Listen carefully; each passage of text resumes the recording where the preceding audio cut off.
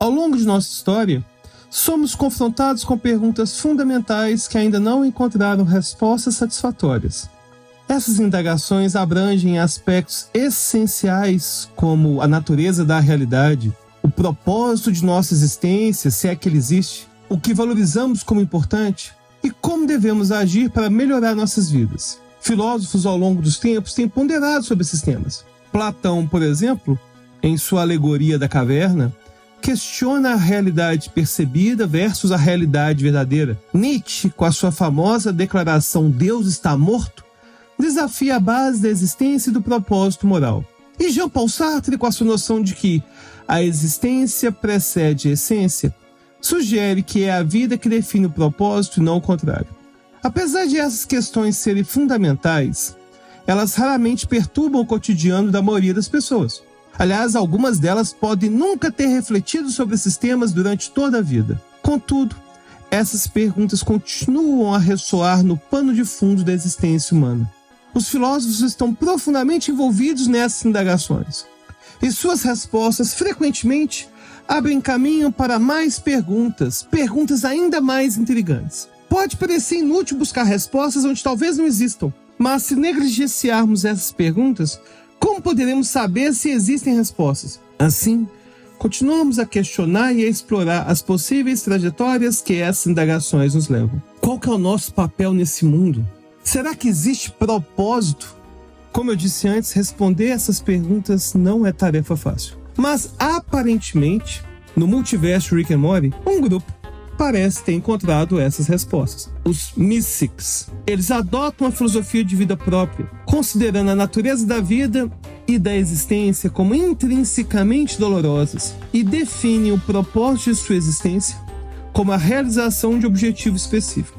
Um objetivo que dita como eles devem se comportar. E apesar de seu aparente otimismo e entusiasmo, os Mystics são personagens trágicos, que lutam para viver de forma bem-sucedida, almejando serem recompensados com a morte. Para os Mystics, o sucesso é a única maneira de alcançar o término da sua existência. Usando o existencialismo, que já foi várias vezes tema aqui do canal, como um guia, que tipos de seres seriam os Mystics? Será que eles podem ser considerados seres conscientes? Eles seriam livres? Eles teriam responsabilidades? É sobre isso que vamos falar no episódio de hoje. E se você não me conhece, eu sou Alberto Delísolo, professor de psicologia, e nesse canal falamos de psicologia, filosofia, neurociência e Rick and Morty. Se você gosta de análises filosóficas da série, depois dá uma olhada na nossa playlist sobre animação, porque ela tem vários episódios. Bom, antes de falarmos sobre os Mystics, vamos dar um breve resumo da trama do episódio A Revolta dos Mystics, que é o 5º episódio da primeira temporada da série, já que é nesse episódio que eles aparecem pela primeira vez. Após uma aventura particularmente traumática, Morty tenta desistir de todas as futuras aventuras. Aí Rick, é claro, implora para que ele continue sendo seu ajudante, mas permite que Morty lidere sua própria aventura. Os dois fazem uma aposta. Se a viagem liderada por Morty for um sucesso, ele poderá liderar a cada 10 aventuras. Se for um fracasso, Morty não ia reclamar mais. E o restante da família Smith incomoda Rick por uma solução para vários problemas cotidianos. Aí, para resolvê-los, Rick dá à família a Caixa Mystics, um dispositivo capaz de invocar instantaneamente ajudantes chamados Sr. Mystics. Essas criaturas azuis existem apenas para resolver a tarefa em questão. Uma vez resolvida a tarefa, essas criaturas desaparecem instantaneamente da existência. E Rick assegura à família que as criaturas estão felizes em morrer e adverte-os para manterem suas tarefas simples. E aí, quando Rick e Morty saem para sua aventura liderada por Morty, Beth pede ao seu Mystics para ajudá-la a se tornar uma mulher mais completa. Summer deseja ser a garota mais popular da escola. E Jerry, achando que os pedidos de Summer e Beth muito complexos, prefere pedir algo aparentemente mais simples. Ele pede ao seu Mystics para ajudá-la a melhorar seu jogo de golfe em 2 pontos. Aí o Mystics de Summer rapidamente a torna a mais popular da escola, dando inclusive um discurso inspirador que lhe conquista muitos amigos. Já o Mystics de Beth a leva para um encontro e lhe dá alguns conselhos muito encorajadores. No entanto, Jerry luta para melhorar no golfe, apesar do treinamento do seu Mystics. E Jerry tá quase desistindo.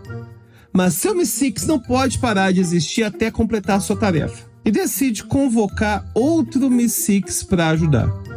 E não demora muito para Jerry estar cercado por vários Mystics, todos desesperados para que Jerry melhore no golfe. Já que eles não vão parar de existir, não vão concluir seu propósito se Jerry não melhorar no golfe. E aí, progressivamente, os Mystics começam a perder a sanidade, já que a tarefa falha em ser concluída. E logo, há dezenas de Mystics criados. Mas Jerry não está melhorando no golfe, deixando todos os envolvidos frustrados. Todos os Mystics se culpam pela situação em que se encontram e discutem sobre a solução correta. E logo, eles passam a brigar violentamente.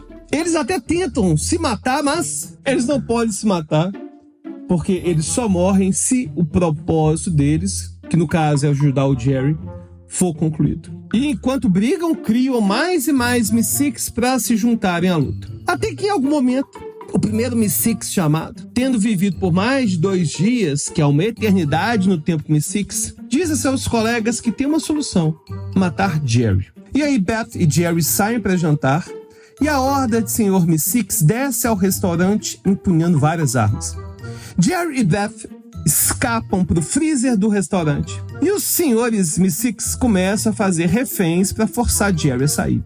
Jerry quase cede, mas Beth o incentiva a tentar seu swing de golfe mais uma vez. E aí Jerry sai do freezer, usa um cano cortado e um tomate para provar que seu swing melhorou. Os senhores Mystics comemoram e desaparecem. Ou melhor, todos exceto um senhor Mystics meticuloso, que faz um refém e pede para ver o jogo curto de Jerry. E Jerry acerta uma cebola numa xícara de café, o que finalmente faz todos os senhores Mystics desaparecerem. Mas o que são os Mystics além de humanoides azuis? Eles parecem ser do sexo masculino, ou pelo menos se identificam no masculino. Talvez sejam alienígenas de outro planeta ou de uma dimensão alternativa. Talvez a caixa Mystics apenas convoque machos, ou talvez eles se reproduzam assexuadamente. Eles dizem que os Mystics não nascem nesse mundo. Em vez disso, eles são criados para servir a um propósito singular. E se for assim, isso implica que eles provavelmente vieram à existência por meio artificial. Eles não nasceram, eles devem ser androides ou seres sintéticos. Mas eles também não são feitos de partes mecânicas. Inclusive, eles lutaram entre si e arrancaram os membros uns dos outros, o que não revelou nenhum maquinário. Talvez sejam clones, já que se parecem entre si e têm vozes semelhantes. A gente poderia continuar especulando infinitamente até que a gente fique azul tentando descobrir que tipo de seres são os Mystics. Mas nenhuma dessas características nos falam sobre o que é ser um Mystics. Da mesma forma que a cor dos meus olhos, a cor do meu cabelo, da minha pele, minha altura, meu peso, nada disso fala sobre o que é ser eu. O ponto é que não importa se os Mystics são clones, se são humanoides sintéticos, se eles são alienígenas. Eles são conscientes de si mesmos, conscientes do seu entorno, eles exibem livre-arbítrio, eles têm sentimentos, desejos, eles podem fazer planos futuros e eles são realmente únicos. Apesar de serem todos parecidos, no momento que eles entram em guerra, eles mostram que são distintamente únicos. Em outras palavras, os Mystics são sencientes como a gente. Embora eles se assemelhem muito uns aos outros, eles são indivíduos mesmo assim. Apesar de todos terem o mesmo propósito, um senhor Mystics não é o mesmo que o outro. Inclusive, se eles fossem realmente idênticos, não tinha começado uma guerra. Eles estavam ali o tempo todo articulando com as mesmas ideias. Mas não. Cada um pensa de forma diferente e é um ser único. Aliás, no multiverso aí de Rick and Morty, a gente tem várias versões de Ricks, Mortys, Summers, Beths, Jerrys. E todos são únicos.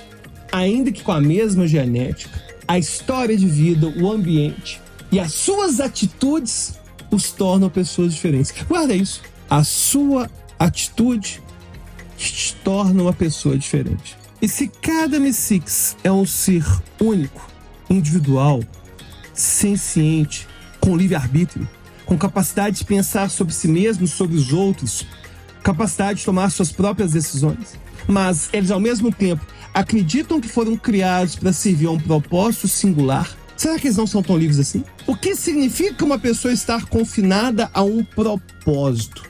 Além disso, eles percebem a existência como dor. Então não podem cometer suicídio como uma saída fácil. Eles realmente precisam completar a tarefa para retornar a um estado de inexistência. E para a gente falar desses temas todos, a gente vai ter que mais uma vez falar de Sartre. Nascido em 1905, Sartre cresceu em Paris e foi um dos principais representantes do existencialismo. Suas obras abordam temas como a liberdade individual, a responsabilidade, a angústia e a má-fé, que é a negação da liberdade e responsabilidade pessoal. E para entender melhor essa relação entre os Mystics e a filosofia de Sartre, a gente vai precisar primeiro definir alguns conceitos chaves do filósofo. O primeiro e mais importante é que a existência precede a essência. Sartre acreditava que não nascemos com uma essência ou um propósito pré-definido. Em vez disso, nossa existência vem primeiro e é através de nossas ações e escolhas que definimos quem somos. Outros dois conceitos importantes são o de liberdade e responsabilidade. Porque, segundo Sartre,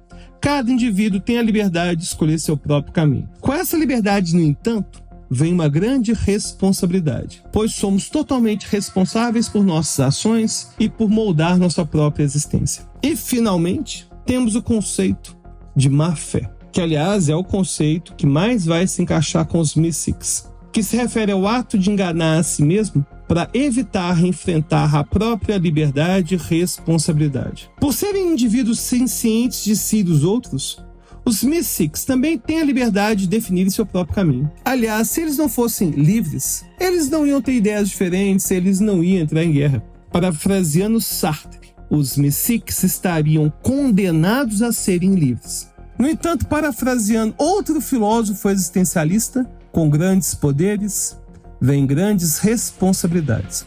Ok, o tio Ben não é um filósofo, mas o fato é que os Mystics preferiam negar a sua existência e viver a má-fé. Afinal de contas, acaba sendo mais fácil optar por esse caminho. É como eu sempre digo para meus alunos, que viver requer coragem. E você, tem coragem para viver? O que achou dessa análise de Rick and Morty?